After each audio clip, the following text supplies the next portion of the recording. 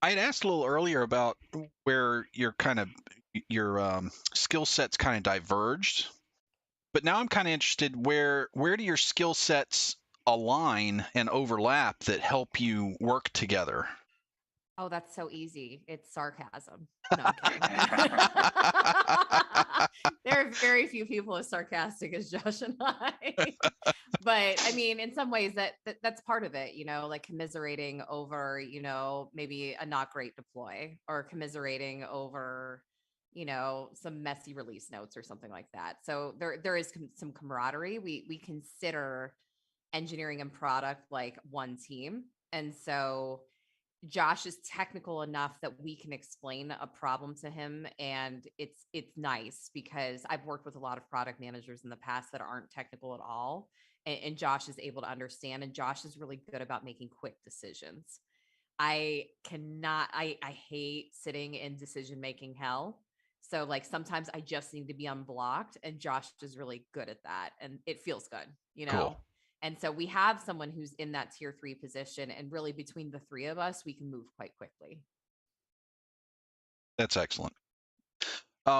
So how do you guys I'm curious on your teams, how much time do you spend actually working together and collaborating as opposed to, a lot of product manager engineering teams kind of, here's the 5-minute handoff meeting, I'm transferring the knowledge to you, go.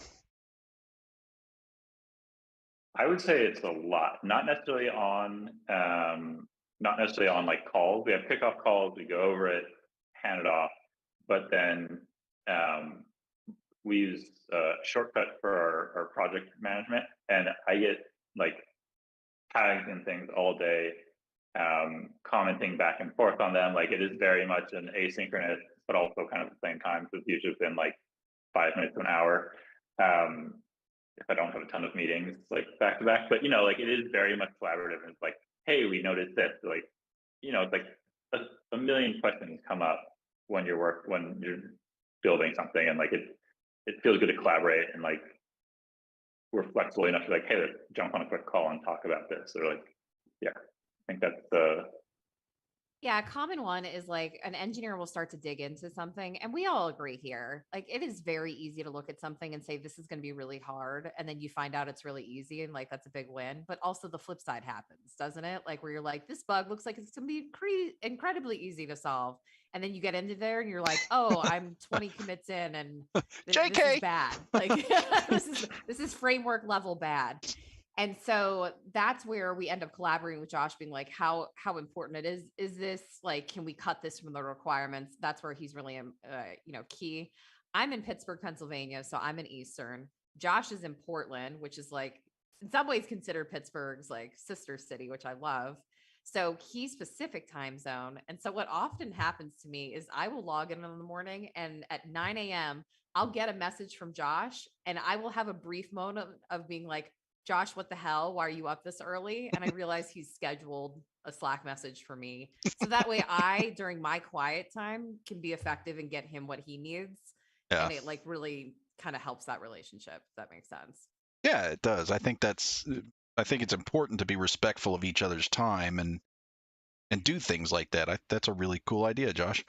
So just so I understand. So like when a particular engineer, when they talk about their boss, they're probably talking about you, Brittany. Is that correct? Yes, all the engineers currently report to me. I don't think that will be indefinite. We're currently hiring 2 engineers. We're hiring for a senior backend engineer. There's my shameless plug. You get to hire a junior backend engineer to mentor. But anywho, so that would bring me up to 15, which is probably I well, think that's the breaking point. Yeah, that's the breaking point, right? Like my load balancer is just it's gonna fall over. So yeah, but the communication that Josh was talking about, that I mean, presumably developers speak to you directly and don't have to all communication doesn't get right. Exactly. That's a really good point though, Creston, because you have to trust the person. You have to, like we talk about, wasting engineering resources. We have to trust the person that they're reaching out to is going to give them an accurate answer. And so the question is, how do you scale me? How do you scale Josh?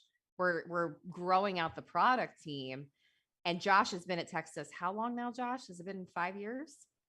Over 4. I don't know. Over 4. So close to 5. We're going to prematurely celebrate 5 because that's my French vanilla fantasy. But as we bring on more product managers who are not as knowledgeable about the product, how do we get the developers to trust them? Because they're going to be wrong sometimes, right? Or they're just going to have a different opinion than Josh. And so how do you deal with that?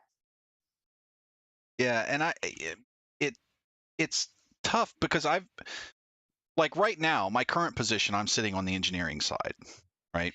And I have a product manager that I interface with, and we actually have several product managers because we have a lot of different product areas. It's one suite of products, but there's a product manager for each little bit because it's such a large company. But one of the things that I often find myself doing, and this is even not just at this job, but even when I was in the small business world and didn't have as much hierarchy going on, is that on the engineering side, when product would come to me with, hey, they're complaining about this, or they want to do this, or we want to make this change, a lot of times what I really needed to do is go back to product and say, why? Why are you doing this? Because what I would find is product would identify, hey, we should make this change in the product because this will solve the problem. And engineering says, but if you tell me why you're doing that, I may actually have a better solution because I know the back end of it a lot better. Does that kind of stuff happen with you guys? Absolutely. I think I think trust, I'm glad the word came up, because one of the things I think I forgot to say earlier is like building that trust between all the different stakeholders. Because like when you tell the go-to-market team later they need to trust you're going to do it, but I think that does absolutely happen. And I always try to give a lot of context, like why I made this decision. I say, yes, we need to do this because this is the workflow, this is why. And I do that to give help the engineers trust that there's a reason behind this. But then also there's been plenty of times where I say this is why and this is a situation, and different solutions come out, or the suggestion of oh, could we do this here and this over there and get the same result? And I'm like, oh yeah, that's actually a great idea. Again, trying to avoid defining the solution and just define the problem and work together to find the solution. Cool. And oh, hey Andrew, welcome to the show. Say hi, Andrew. Hi, Andrew. Hi, Andrew. Hey, Andrew. So he says Brittany is the boss. I believe you. I believe you. Yes, of those 13 engineers. She is the boss of Twitter, man. So, if you like this clip and want to watch another one, you can click right here. Or if you want to watch the full video, you can click here.